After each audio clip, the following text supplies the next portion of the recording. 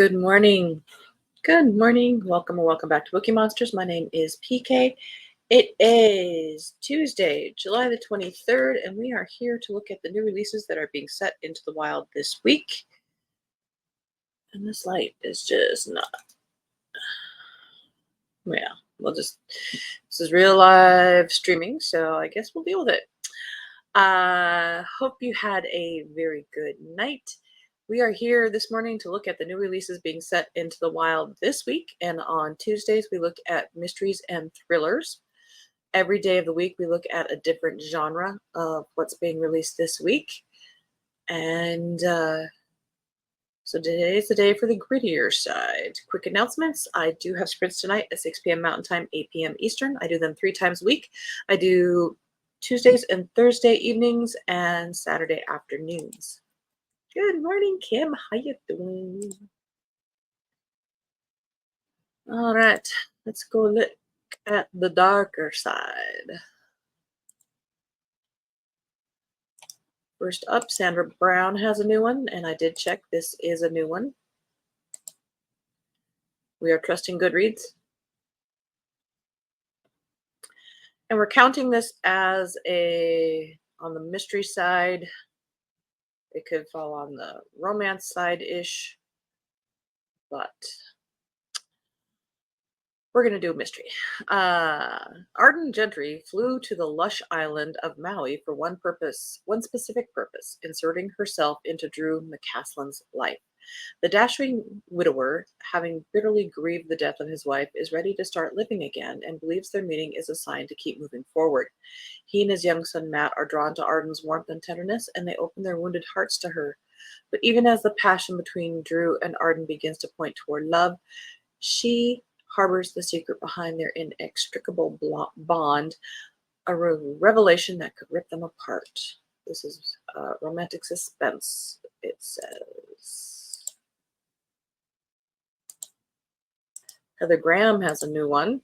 Again, I checked, and we're trusting Goodreads that this is a new release today. Oh no, I'm awake. About all I can say. That is a good start. Much better than the alternative. A Murderer Among Us. Undercover in the French Quarter with only each other to trust. A legendary rock band's reunion is just a ruse for FBI agent Chase McCoy's investigation. 7 years ago, Skyhawk's lead singer died under suspicious circumstances.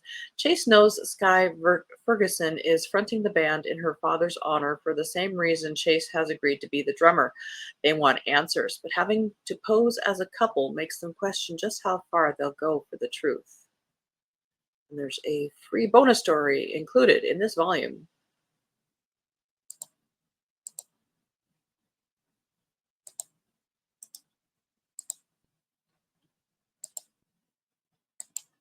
If You Tell a Lie by Lucinda Berry.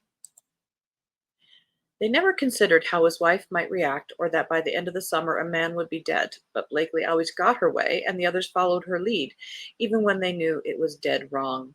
The girls had been friends from day one at Camp Pendleton, a haven for gifted children, but their senior summer was different. When Mr. Crosby, the handsome tennis coach, wound up murdered after a reckless lie, Blakely, Grace, Meg, and Thera swore themselves to secrecy and never spoke to each other again, until now. 20 years later, a sinister note claiming to know what they did brings them back together, and once again, Blakely is pulling the strings.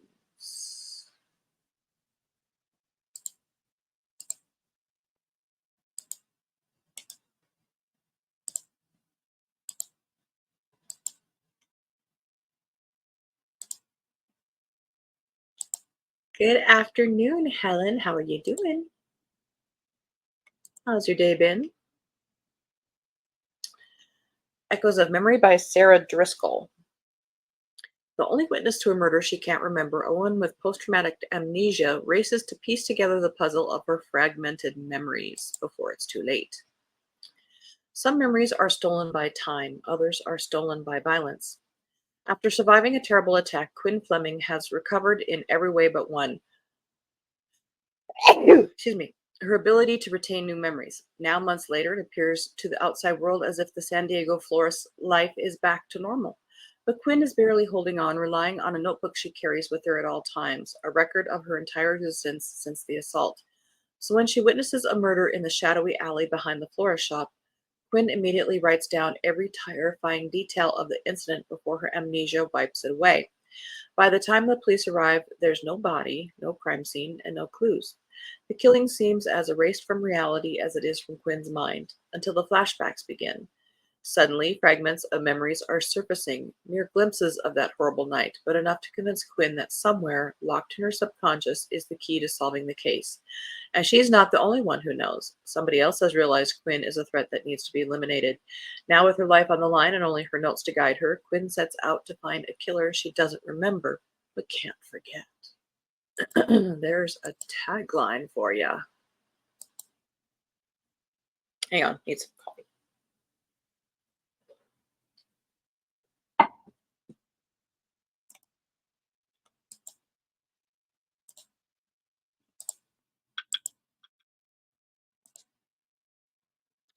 A Dream in the Dark by Robert Justice. Denver, 1992. Claudette Cooper and Moses King have been failed by the justice system. Claudette was sexually assaulted and brutally attacked. Blinded by the perpetrator, she's not able to identify him until she has a dream about the attack where she sees the face of Moses King. When Claudette testifies that she's identified her attacker from her dream, Moses is wrongfully convicted and sent to prison for the crime. I'm sorry, that is a bad attorney. Lawyer Liza Brown has seen firsthand the failings and shortcomings of the justice system. Her father also suffered the injustice of a wrongful conviction. As she's working at a nonprofit to free those who have been wrongfully imprisoned, Moses reaches out to her. Liza sees the obvious cracks in the evidence against Moses, and when he confesses that he knew her father, she's determined to help. Recruiting her old friend Eli Stone to assist, Liza sets out to prove Moses's innocence. But Eli is dealing with demons of his own. Corrupt cops are targeting black residents of Denver, and when his nephew is beaten by the police, Eli doubles down on his efforts to expose them. Frustrated, Liza turns to Moses's accuser, Claudette, for help, but Claudette is hiding a dark secret, and as tensions in Denver rise, the city erupts in protests and riots. Blah, blah, blah. The rest is blurbage.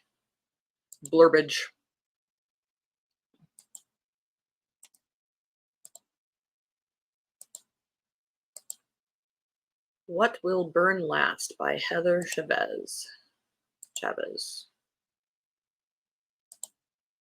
That sounds familiar. The one with the amnesia. That was a really common trope for a while. I'm not surprised. Three women.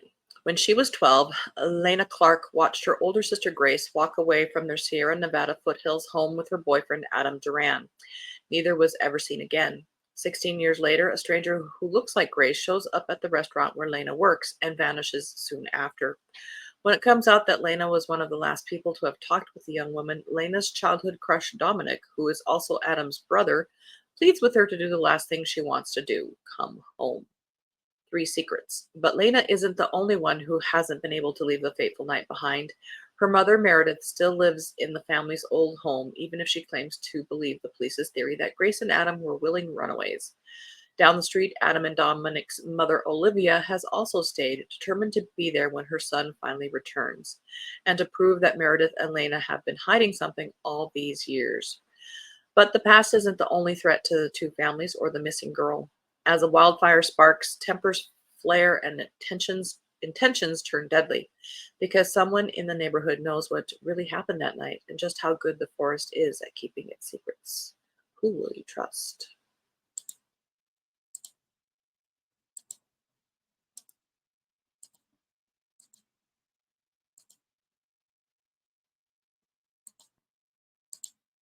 The Lost Boy of Santa Chiona? Calabria, 1960. Francesca Loffield, a 27-year-old starry-eyed American, arrives in the isolated mountain village of Santa Chiona, tasked with opening a nursery school. There is no road, no doctor, no running water or electricity, and thanks to a recent flood that swept away the post office, there's no mail either. Most troubling, though, is the human skeleton that surfaced after the floodwaters receded. Who is it, and why don't the police come and investigate? When the local priest housekeeper begs Francesca to help determine if the remains are those of her long missing son, Francesca begins to ask a lot of inconvenient questions. As an outsider, she might be the only person who can uncover the truth. Or she might be getting in over her head. As she attempts to juggle nosy landlady, a suspiciously dashing shepherd, and a network of local families bound together by a code of silence, Francesca finds herself forced to choose between the charitable mission that brought her to Santa Chonia and her future happiness, between truth and survival.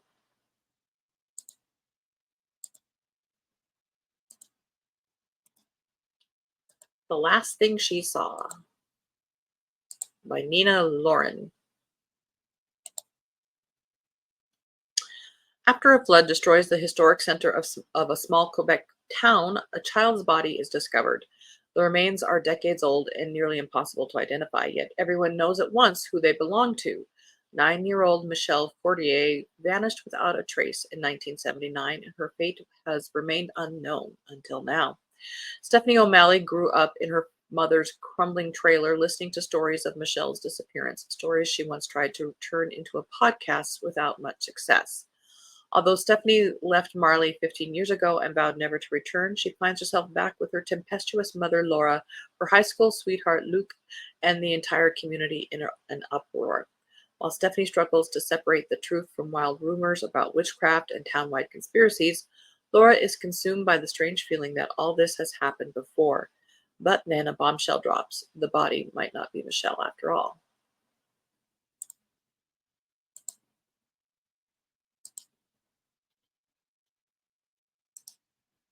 The Man Who Knew Too Much by Nev Fountain, first in the Kit Pelham Mysteries. Perfect for fans of classic TV such as Doctor Who and Star Trek, wobbly cardboard sets, and spandex costumes. Okay, I'm partway in. Kit Pelham is a professional fan, interviewer, host of the podcast The First Cult is the Deepest, and occasional obituary writer, except this time the obituary is for her friend, maverick podcaster Wolf Tyler, who has been murdered in his shed during a live broadcast moments before revealing a huge secret about the cult TV show Vixens from the Void. Kit and her group of friends and fellow superfans soon realized Wolf had discovered something about the disappearance of Lily Sparks, an extra on Vixens from the Void back in 1986, and it was a secret worth killing for. To find justice for their friend and, much more importantly, new trivia about their favorite TV show, the gang decide to put together a then and now Blu-ray documentary that will reunite the original cast and crew. Armed with only a shoestring budget, an occasional soggy drone, action figures in the original packaging, and encyclopedic knowledge of 1980s sci-fi TV, they have just 4 days to discover Wolf's secret and solve his murder. I don't know now. It sounds a little too young adultish. I don't know. We'll see. The Drowning House by Cherie Priest. Houses fall into the Pacific Ocean all the time. Not one has ever come back. Until today. A violent storm washes a mysterious house onto a rural Pacific Northwest beach, stopping the heart of the only woman who knows what it means. Her grandson, Simon Culpepper, vanishes in the aftermath, leaving 2 of his childhood friends to comb the small, isolated island for answers. But decades have passed since Melissa and Leo were close, if they were ever close at all. Now they'll have to put aside old rivalries and grudges if they want to find or save the man who brought them together in the first place. And on the way, they'll learn a great deal about the sinister house on the beach, the man who built it, and the evil he's bringing back to Marrowstone Island. This is a horror thriller, it says. Well, it snuck in because we don't do horror.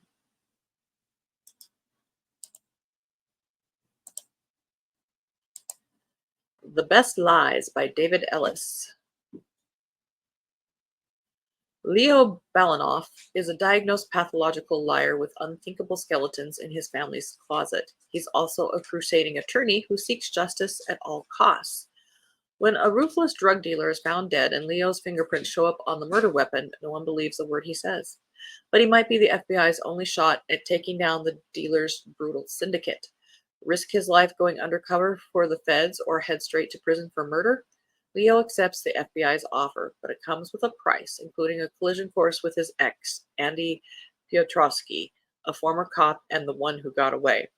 Forced to walk a tightrope between an ambitious FBI agent and a cruel, calculating crime boss, Leo's trapped in a corner. But he has more secrets than anyone realizes, and a few more cards left to play.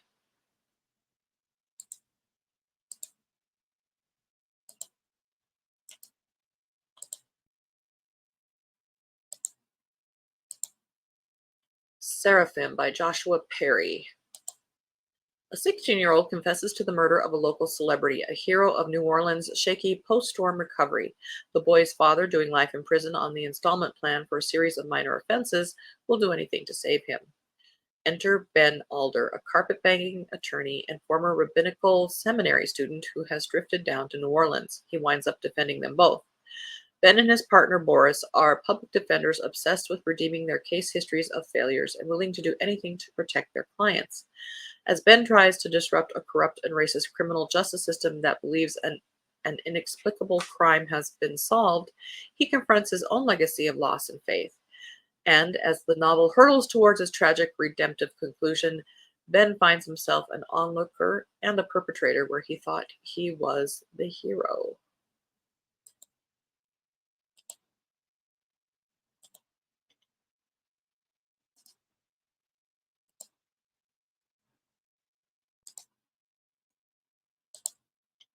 No Road Home by John Fram. For years, single father Toby Tucker has done his best to keep his sensitive young son Luca safe from the bigotry of the world. But when Toby marries Alyssa Wright, the granddaughter of a famed televangelist known for his grandiose Old Testament preaching, he can't imagine the world of religion, wealth, and hate that he and Luca are about to enter. A trip to the Wright family's compound in sun-scorched Texas soon turns hellish when Toby realizes that Alyssa and the rest of her brood have dangerous plans for him and his son. The situation only grows worse when a freak storm cuts off the roads and the family patriarch is found murdered, stabbed in the chest on the roof of their sprawling mansion. Suspicion immediately turns to Toby, but when his son starts describing a spectral figure in a black suit lurking around the house with unfinished business in mind, Toby realizes this family has more than murderer to conceal and to fear. As the Wrights close in on Luca, no one is prepared for the lengths Toby will go in the fight to clear his name and protect his son in this grand gothic story, as enthralling as it is terrifying.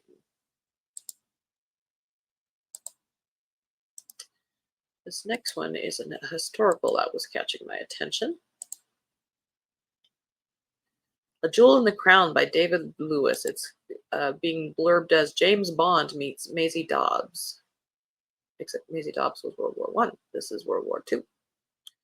1940, weeks after the evacuation of Dunkirk, Germany is poised to invade a near-defenseless Britain. To safeguard the crown jewels from the Nazis, Winston Churchill devises a daring gamble to have them shipped overseas. The priceless artifacts will be secretly removed from the Tower of London and driven north to Scotland by two operatives posing as a young married couple, to be taken from there to Canada. Catherine Colleen, a Welsh coal miner's daughter and an ardent socialist, will play the wife of Lord Marlton, Hector Neville Percy. A less likely couple is at first difficult to imagine. Yet Catherine's bold, streetwise confidence and sharp wits complement Hector's social ease and connections, essential to a second part of their mission, uncovering Nazi sympathizers within the highest ranks of Britain's aristocracy. Battling enemies within and without, Catherine wonders if anyone in their circle can be trusted, even her partner, and when unexpected events catapult her into a life-or-death chase across the continent, the morale of a nation and the fate of Europe itself in the balance. This is from the Secret Churchill Files series, which I've not read. I don't know. Maybe yes, maybe no. Catch a Tiger by the Toe, a Magnolia Bluff crime, 26 in series by Joe Congle. A child is snatched from her stroller and murdered. 72 hours later, a little boy suffers the same fate. The only clues are a couple of photos, an old counting nursery rhyme, a flash drive, and a stuffed toy animal left near each of the bodies. Is it the work of a killer preying on children or something even worse? Retired NYPD Detective Brandon Turner is in a race against time as he hunts for the killer before another child dies. Once again asked to work alongside the local police, Turner finds himself clashing with the lead investigator as they set their sights on stopping a madman killer who has forced them into a sick game of catch me if you can. Police Chief Tommy Jager and Sergeant Investigator Reese Sovereign are counting on Turner's skills as a former big city cop to help them rein in the terror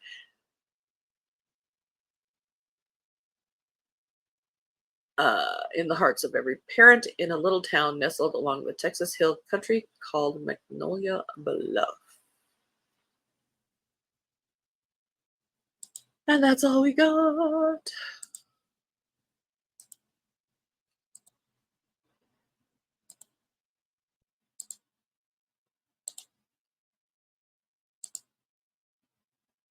All righty. Well, I hope I see you tonight. We do have sprints tonight at 6 p.m. Mountain Time, 8 p.m. Eastern. Tomorrow's morning show will be romance books being set into the wild this week. Need some more coffee. Stay cool and hydrated. It's going to cross 100 degrees here in Billings, Montana. Read good books. If you're not reading a book that you're enjoying, it's okay to set it aside. It's just on pause. It's not a reflection of the book or the author or you. It's just not the right time for those three things to come together. So reading is fun. It's okay. And as the banner says here, don't be a bookworm, be a bookie monster. Nom nom nom. Have a good day and God